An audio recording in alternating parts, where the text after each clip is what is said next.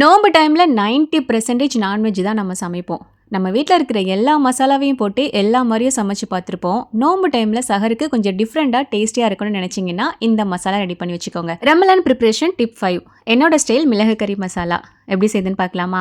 இதுக்கு ஒரு 7லேருந்து 8 காஞ்ச மிளகாய் எடுத்திருக்கேன். உங்ககிட்ட காஷ்மீரி சில்லி இருந்ததுன்னா, ஒரு 10லேருந்து 12 எடுத்து வச்சுக்கோங்க. அதில் நல்லாவே கலர் கிடைக்கும்.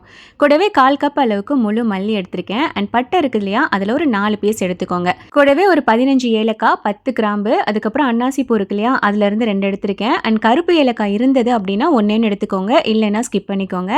அண்ட் அதுக்கப்புறமா கல்பாசி இருக்கு இல்லையா? அதை சேர்த்திருக்கேன். இந்த கல்பாசி இந்த மசாலாவுக்கு ரொம்பவே முக்கியம். ஹோட்டலெல்லாம் சாப்பிடும் போது செம்ம டேஸ்ட்டாக இருக்கும் இல்லையா? ஸோ அந்த டேஸ்ட்டை இந்த கல்பாசி கொண்டுட்டு வரும். ஸோ கண்டிப்பாக சேர்த்துக்கோங்க.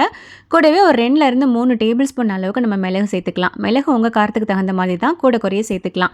அண்ட் ஒரு டேபிள் ஸ்பூன் அளவுக்கு ஜீரகம், ஒரு டேபிள் ஸ்பூன் அளவுக்கு சோம்பு சேர்த்துருக்கேன். அண்ட் கடைசியாக ஒரு 2லேருந்து 3 பிரியாணி எல்லாம் சேர்த்துக்கோங்க. அவ்வளோதான். இப்போ இது எல்லாத்தையும் லேசான சூடில் நல்லா வறுத்து எடுத்துக்கோங்க. மசாலாலேருந்து நல்ல ஒரு வாசம் வரும். அது வரைக்கும் நல்லா வறுத்து எடுத்துக்கணும். இந்த மசாலா வச்சு கறி எப்படி ஆக்கணுங்கிற ரெசிபி வேணும் அப்படின்னா சொல்லுங்கள். அப்படி இல்லை அப்படின்னா நீங்கள் நார்மலாக கறிலாம் ஆக்குவீங்க இல்லையா? அதில் உங்களோட மசாலாவை ஒரு டேபிள் ஸ்பூன் கம்மி பண்ணிவிட்டு இதிலேருந்து ஒரு டேபிள் ஸ்பூன் சேர்த்துட்டிங்க அப்படின்னா செம்ம ஃப்ளேவர்ஃபுல்லாக டேஸ்ட்டாக இருக்கும்.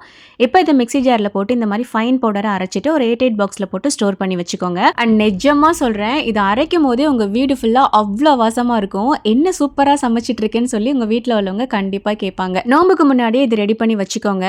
அரைக்கும் போது இதோட அரோமா நீங்கள் பார்த்துட்டீங்க அப்படின்னா கண்டிப்பாக சொல்கிறேன், ஃபர்ஸ்ட் டே சஹருக்கு இந்த மசாலா வச்சு தான் கறி சமைப்பீங்க. இப்போவே போய் செஞ்சு வச்சிடுறீங்களா?